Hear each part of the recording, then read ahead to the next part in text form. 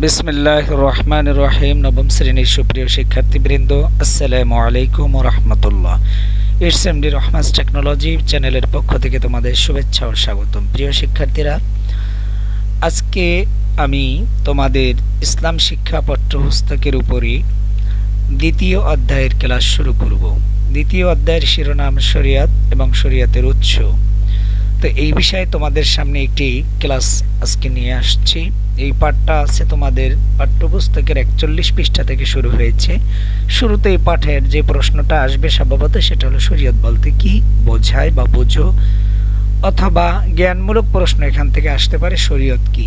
যদি জ্ঞানমূলক আসে তাহলে নিচের এই অংশটা উত্তর করবে, আর যদি অনুধাবনমূলক আসে তাহলে এইভাবে দুইটি প্যারায় উত্তর করবে। শরিয়ত আরবি শব্দ, এর অর্থ পথ, রাস্তা, আইন কানুন, বিধিবিধান, জীবন পদ্ধতি ইত্যাদি।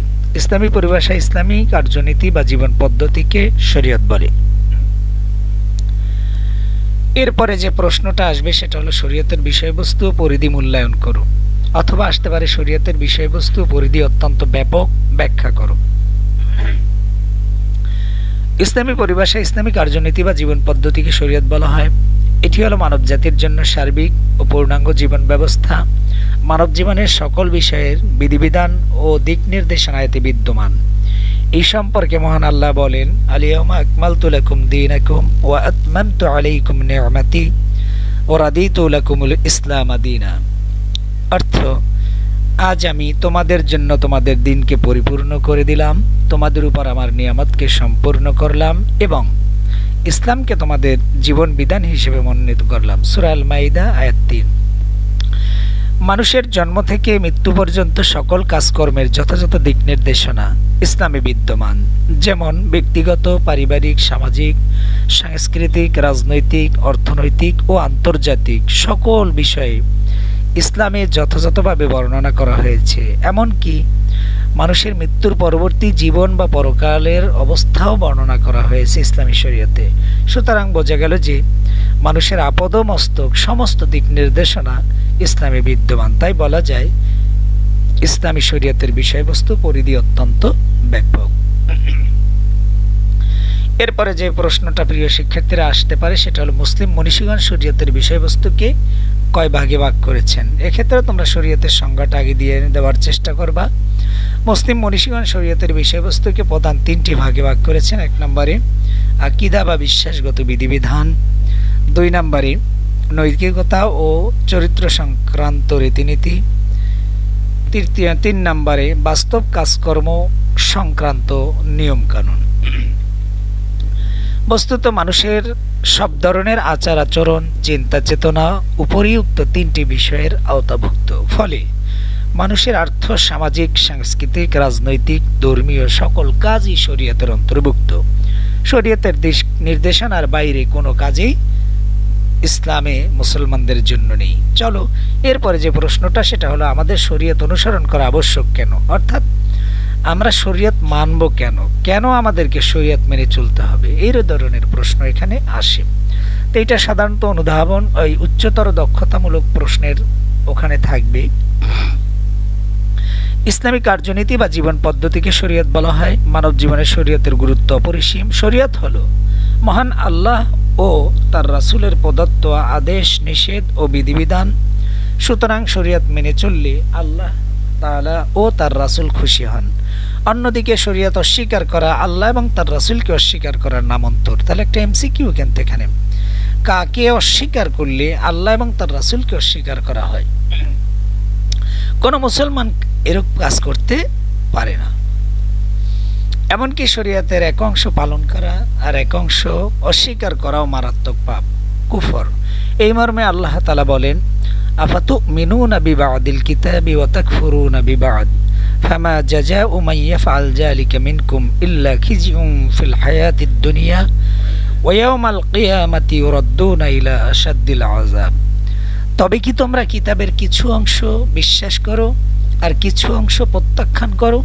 তোমাদের যারা এরূপ করে তাদের একমাত্র প্রতিফল হলো পার্থিব জীবনে তারা লাঞ্ছনা, গঞ্জনা আর কিয়ামতের দিন তারা কঠিনতম শাস্তির দিকে নিক্ষিপ্ত হবে। সূরা বাকারা 85 নম্বর আয়াত। এছাড়াও প্রিয় শিক্ষার্থীরা, শরীয়ত হলো জীবন পরিচালনার দিক নির্দেশনা। এর দ্বারা জীবনের নানা ক্ষেত্রে ইসলামী বিধিনিষেধ জানা যায়, কোনটি হালাল কোনটি হারাম এটা জানা যায়। আমাদের ইসলামী শরীয়তের যে আহকামগুলো, ফরজ, ওয়াজিব, সুন্নাত, নফল ইত্যাদি বিষয়ে জ্ঞান ও শরীয়তের শিক্ষার মাধ্যমেই লাভ করা যায়। উত্তম চরিত্র, নৈতিকতার নানা শিক্ষাও শরীয়তে বিবৃত হয়েছে।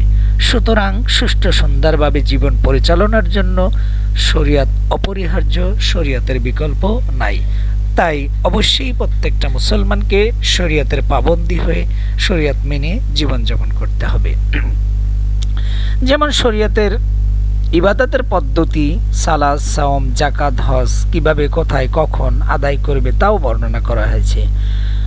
আত্মিক পরিশুদ্ধি অর্জনের উপায়, পারিবারিক সামাজিক সম্প্রীতি ইত্যাদি শরীয়তের আওতাভুক্ত। অতএব মানুষের সার্বিক জীবনাচরণে শরীয়তের ভূমিকা অপরিসীম। এতটুকু লিখলেই হয়ে যাবে। এরপরে যে প্রশ্নটা তোমাদের সামনে আসবে সেটা হলো শরীয়তের উৎসগুলো সংক্ষেপে বর্ণনা করো। শরীয়ত হলো ইসলামী জীবন পদ্ধতি। এটি আল্লাহ ও তার রাসূলের আদেশ নিষেধ ও দিক নির্দেশনার সমষ্টি। শরীয়তের প্রধান উৎস দুটি, যথা কোরআন ও হাদিস বা সুন্নাহ। পরবর্তীতে কোরআন ও সুন্নাহর স্বীকৃতি ও নির্দেশনার ভিত্তিতে শরীয়তের আরও দুটি উৎস নির্ধারণ করা হয়। এগুলো হলো ইজমা ও কিয়াস। সুতরাং আমরা বলতে পারি শরীয়তের উৎস চারটি, যেমন আল কোরআন, আস সুন্নাহ, ইজমা এবং কিয়াস।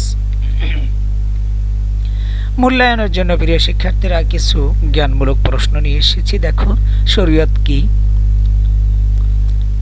ইসলামী পরিভাষায় ইসলামী কার্যনীতি বা জীবন পদ্ধতিকে শরীয়ত বলা হয়। এতটুকু লিখলেই এনাফ, যথেষ্ট। শরীয়ত শব্দের অর্থ কি এটা জানো। পথ, রাস্তা, জীবন পদ্ধতি, আইন কানুন, বিধিবিধান ইত্যাদি। শরীয়তের প্রধান উৎস কয়টি? শরীয়তের প্রধান উৎস দুটি, যথা কোরআন ও সুন্নাহ বা হাদিস।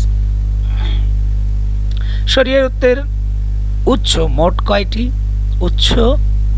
মোট উৎস হলো চারটি, প্রধান উৎস দুটি, কোরআন, সুন্নাহ, ইজমা, কিয়াস। এটা হলো মোট চারটি উৎস। চলো তোমাদের কিছু বাড়ির কাজ দিয়ে দিচ্ছি। বাড়ির কাজটা অবশ্যই করবে বাসায় থেকে, সম্ভব হলে নোট খাতায় নোট করে পড়বে, তাহলে পরীক্ষার সময় আলাদা করে তোমাকে আর খুঁজে পড়তে হবে না। তাহলে প্রিয় শিক্ষার্থীরা, আজকে এই পর্যন্তই। সবাই ভালো থাকবে, সুস্থ থাকবে। আমার ক্লাসটা ভালো লাগলে লাইক করবে, কমেন্টস করবে এবং চ্যানেলটি সাবস্ক্রাইব করে চ্যানেলের বেল আইকনটি প্রেস করে চ্যানেলের সঙ্গে যুক্ত থাকবে। আসসালামু আলাইকুম ওয়া রাহমাতুল্লাহি ওয়া বারাকাতুহু।